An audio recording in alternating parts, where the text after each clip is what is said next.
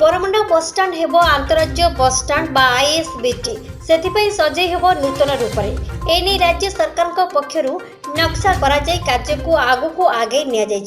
मात्र कोविड समय कार्यधारा बंद होता किंतु गत किछि दिन हेब राज्य सरकार तप्तर हो उठी बरमुंडा बसस्टाण्ड पाखरे थिबा उठा दुकानी को आज उच्छेद निमंते बीएमसी पक्षर नोटिस जारी करा जायतिला मात्र दोकानी माने उठी नथिले शेषरे बीएमसी पक्षर बुलडोजर लगाई दोकान सब उच्छेद करा जाउछि।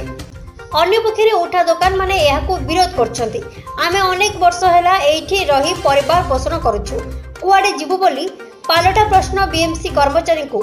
पचारिथिबार देखिया को मिलिछि। जड़ा माने आगु जन ना कि आम हाईकोर्ट कर सब डॉक्यूमेंट अच्छी वकिल कथा मन मन आस चाहते ठोके आगे चलते आगुरी भी जनइले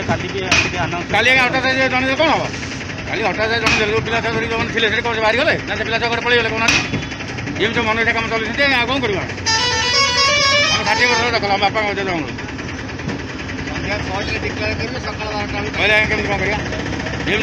कम कर